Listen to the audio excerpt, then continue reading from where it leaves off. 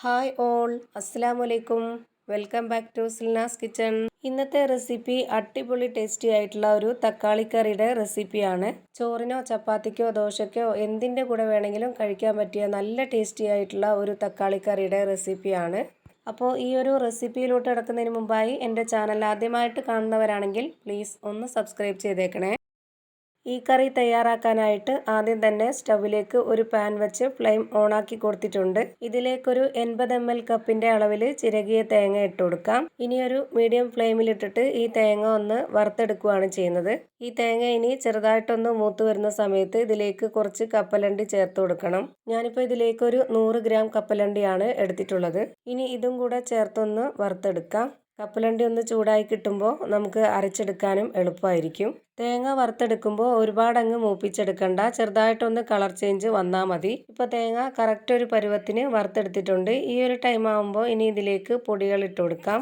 ഞാനിപ്പോൾ ഇതിലേക്ക് 1 സ്പൂൺ അളവിൽ മല്ലിപ്പൊടിയാണ് ഇട്ട് കൊടുക്കുന്നത്. 1 സ്പൂൺ നിറയെ എടുത്തിട്ടുണ്ട്. ഈ ഒരു രീതിയിൽ വേണം എടുക്കാനായിട്ട്. ഇനി ഇതിലേക്ക് ഒരു നുള്ള് ചെറിയ ജീരകത്തിൻ്റെ പൊടിയും ഒരു നുള്ള് ഗരം മസാല പൊടിയും ചേർത്ത് കൊടുത്തിട്ടുണ്ട്. അടുത്തതായി ഇതിലേക്ക് ഇട്ട് കൊടുക്കുന്നത് വെള്ള എള്ളാണ്. 1 സ്പൂൺ നിറയെ എടുത്തിട്ടുണ്ട്. ഇതും കൂടി ഇതിലേക്ക് ഇട്ട് കൊടുത്ത ശേഷം ഒരു 30 സെക്കൻഡ് ഒന്ന് എല്ലാം കൂടി നന്നായിട്ടൊന്ന് വറുത്തെടുക്കാം. ഇപ്പോൾ ഇത് നന്നായിട്ട് വറുത്തെടുത്തിട്ടുണ്ട്. ഇനി നമുക്കിതിൻ്റെ ഫ്ലെയിം ഓഫ് ആക്കിക്കൊണ്ട് ഒരു പാത്രത്തിലേക്ക് മാറ്റാം. ഇനി ഇതൊന്ന് ചൂടാറി വരാൻ വേണ്ടി വെയിറ്റ് ചെയ്യാം. ആ ഒരു സമയത്ത് നമുക്ക് സ്റ്റൗവിലേക്ക് വീണ്ടും ഒരു കടായി വെച്ച് കൊടുക്കാം. ഇതിൻ്റെ ഫ്ലെയിം ഓൺ ആക്കി കൊടുത്ത ശേഷം ഇനി ഇതിലേക്ക് 80 ml കപ്പിൻ്റെ അളവിൽ 1 കപ്പ് വെളിച്ചെണ്ണയാണ് ഒഴിച്ചു കൊടുക്കുന്നത്. എണ്ണ നന്നായിട്ടൊന്ന് ചൂടായി വരുന്ന സമയത്ത് ഇതിലേക്ക് ഒരു വലിയ സബോള നീളത്തിൽ കട്ട് ചെയ്തത് ഇട്ട് കൊടുക്കാം. സബോള നല്ല വലുതായതുകൊണ്ട് ഒരെണ്ണമാണ് എടുത്തിട്ടുള്ളത്. ചെറുതാണെന്നുണ്ടെങ്കിൽ ഒരു 2 എണ്ണമൊക്കെ എടുക്കാം. ഈ സബോള ഒന്ന് ഫ്രൈ ചെയ്തെടുക്കുകയാണ് വേണ്ടത്. അതിൻ്റെ കൂടെ തന്നെ 2 പച്ചമുളക് കട്ട് ചെയ്തിട്ട് കൊടുത്തിട്ടുണ്ട്. ഇനി ഈ സബോള കരിഞ്ഞു പോവാതിരിക്കാൻ വേണ്ടി ഇതുപോലെ ഇളക്കി കൊടുത്തുകൊണ്ടേയിരിക്കാം. ഈ സബോള ചെറുതായിട്ടൊന്ന് മൂത്ത് വരുന്ന ടൈമിൽ ഇതിലേക്ക് ഇനി ചെറിയൊരു കഷ്ണം ഇഞ്ചി കട്ട് ചെയ്തതും ഒരു 4 അല്ലി വെളുത്തുള്ളിയും ഇട്ട് കൊടുക്കാം. ഇനി ഇതെല്ലാം കൂടി കുറച്ച് നേരം കൂടി നന്നായിട്ടൊന്ന് ഇളക്കി കൊടുക്കാം. ഈ സബോള ഒരുപാട് അങ്ങ് മൊരിഞ്ഞു പോവണ്ട. ഇത്രയും ആവുമ്പോഴത്തേക്ക് ഇതൊന്ന് എണ്ണയിൽ നിന്ന് കോരി മാറ്റാം.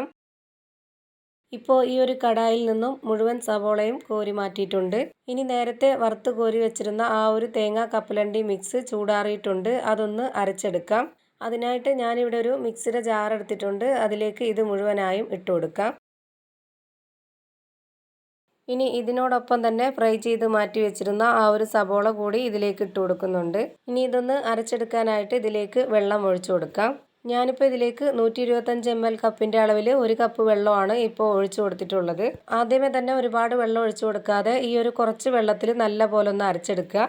ഒന്ന് അരച്ചെടുത്ത ശേഷം അതിലേക്ക് ഇതേപോലെ തന്നെ 2 കപ്പ് വെള്ളവും കൂടി ഒഴിച്ചു കൊടുക്കുക. എന്നിട്ട് നന്നായിട്ട് പേസ്റ്റ് പോലെ അരച്ചെടുക്കുക. ആദ്യം തന്നെ ഈ ഒരു 3 കപ്പ് വെള്ളവും ഒഴിച്ചു കൊടുത്തു കഴിഞ്ഞാൽ നമുക്കിതുപോലെ അരഞ്ഞു കിട്ടില്ല. അതുകൊണ്ടാണ് ഇതുപോലെ ആദ്യം 1 കപ്പ് ഒഴിച്ച് ഒന്ന് അരച്ചതിന് ശേഷം പിന്നീട് 2 കപ്പ് വെള്ളവും കൂടി ചേർത്ത് അരച്ചെടുത്തത്. ഇനി നമുക്ക് നേരത്തെ സബോള ഫ്രൈ ചെയ്ത് മാറ്റി വെച്ചിരുന്ന ആ ഒരു എണ്ണയിൽ കുറച്ച് കടുക് ഇട്ട് കൊടുക്കാം. 1 സ്പൂൺ അളവിലാണ് ഞാനിപ്പോൾ ഇതിലേക്ക് കടുക് ഇട്ട് കൊടുക്കുന്നത്.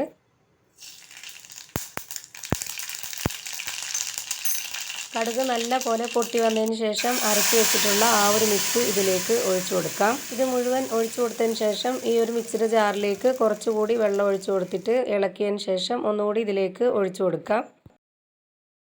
ഇത് ഒരുപാട് വെള്ളം ഒഴിച്ച് ലൂസാക്കി എടുക്കണ്ട. കുറച്ച് കട്ടിയിലാണ് ഈ കറി ഇരിക്കേണ്ടത്. എന്നാലാണ് നമ്മൾ ഉദ്ദേശിച്ച ആ ഒരു ടേസ്റ്റിൽ കിട്ടുള്ളൂ. ഇപ്പോൾ അത് കണ്ടില്ലേ, ഈ ഒരു കട്ടിയിലാണ് കറി ഇരിക്കേണ്ടത്. പിന്നെ ഇതിലേക്ക് പുളിവെള്ളവും കൂടി ഒഴിച്ചു കൊടുക്കാനുണ്ട്. അതുകൂടി ഒഴിച്ചു കൊടുക്കുമ്പോൾ നമ്മൾ വെന്ത് വന്നു കഴിഞ്ഞാൽ ഈ ഒരു പരുവത്തിലിരുന്നോളും. ഞാനിപ്പോൾ ഈ ഒരു കറിക്ക് വേണ്ടുന്ന ആവശ്യത്തിനുള്ള പുളിയാണ് പിഴിഞ്ഞൊഴിച്ചു കൊടുക്കുന്നത്. എരിവ്, പുളി, ഉപ്പ് ഒക്കെ ഓരോരുത്തരുടെ ഇഷ്ടത്തിനനുസരിച്ച് ചേർത്ത് കൊടുക്കാം. ഇപ്പോൾ ഈ കറി ഇത്രയും ലൂസായിട്ടാണ് ഇരിക്കുന്നത്. ഇത് നമ്മൾ വെന്ത് വരുമ്പോഴത്തേക്ക് നേരത്തെ ഈ കറി ഇരുന്ന ആ ഒരു രീതിയിലായിരിക്കണം ഇരിക്കേണ്ടത്.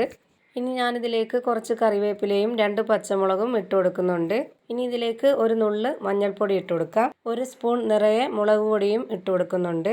ഇനി ഇതെല്ലാം ഒന്ന് ഇളക്കി യോജിപ്പിച്ച് കൊടുക്കാം. അടുത്തതായി ഇതിലേക്ക് വേണ്ടുന്ന തക്കാളി റെഡിയാക്കി എടുക്കാം. അതിനായി ഞാനിവിടെ ഒരു 4 തക്കാളി കഴുകി എടുത്തിട്ടുണ്ട്. ഇനി ഞാൻ ഈ 4 തക്കാളിയുടെയും മുകളിലുള്ള ഈ ഭാഗം ഒന്ന് കട്ട് ചെയ്ത് മാറ്റുന്നുണ്ട്.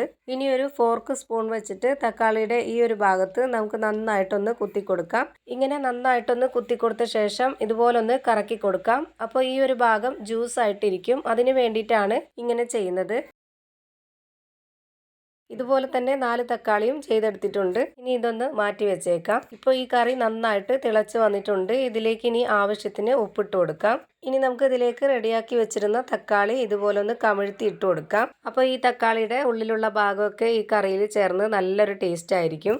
ഇനി ഇതൊരു 5 മിനിറ്റ് നേരം അടച്ചു വെച്ച് വേവിച്ചെടുക്കാം. ഇപ്പോൾ ഒരു 5 മിനിറ്റ് ആയിട്ടുണ്ട്. തക്കാളിയായിട്ട് നല്ല പോലെ കറി വെന്ത് കിട്ടിയിട്ടുണ്ട്. ഇപ്പോൾ ഇതിൽ ഒരു തക്കാളി നന്നായിട്ട് വെന്തുടഞ്ഞ് കിട്ടിയിട്ടുണ്ട്. ഇത് മുഴുവനായിട്ടും ഇതുപോലെ ഉടച്ചെടുത്ത് ഈ കറിയിൽ ചേർക്കണമെന്നുണ്ടെങ്കിൽ അങ്ങനെ ചേർത്ത് കൊടുക്കാം. ഞാനിപ്പോൾ ഇതിലെ 3 തക്കാളിയും കോരി മാറ്റുന്നുണ്ട്. എന്നിട്ട് ഇതൊന്ന് കഴുകിയതിന് ശേഷം വീണ്ടും ഇതിലേക്ക് ഇട്ട് കൊടുക്കുകയാണ് ചെയ്യുന്നത്. ഞാനിത് വീഡിയോയിൽ ഒരു ഭംഗിക്ക് വേണ്ടിയാണ് ഇങ്ങനെ ചെയ്യുന്നത്. കറി വെന്ത ഉടനെ തന്നെ ചൂടോടെ ഈ ഒരു തക്കാളി ഇതിലേക്ക് ഉടച്ച് ചേർക്കാവുന്നതാണ്. ഇപ്പോൾ നമ്മുടെ അടിപൊളി ടേസ്റ്റി ആയിട്ടുള്ള ഒരു തക്കാളി കറി ഇവിടെ റെഡിയായി കിട്ടിയിട്ടുണ്ട്. ഇത് നമുക്ക് ചോറിനോ ചപ്പാത്തിക്കോ ദോശയ്ക്കോ എന്തിൻ്റെ കൂടെ വേണമെങ്കിലും കഴിക്കാനായിട്ട് നല്ലൊരു ടേസ്റ്റുള്ള കറിയാണ്. തീർച്ചയായിട്ടും നിങ്ങൾക്ക് എല്ലാവർക്കും ഇഷ്ടമാവും. അപ്പോൾ ഇത്രയേ ഉള്ളൂ ഇന്നത്തെ വീഡിയോ. വീഡിയോ ഇഷ്ടമായാൽ ലൈക്ക് ചെയ്യാനും കമൻറ്റ് ചെയ്യാനും ഷെയർ ചെയ്യാനും മറക്കരുത്. പുതിയൊരു വീഡിയോയുമായി വീണ്ടും വരും. Thank you for watching.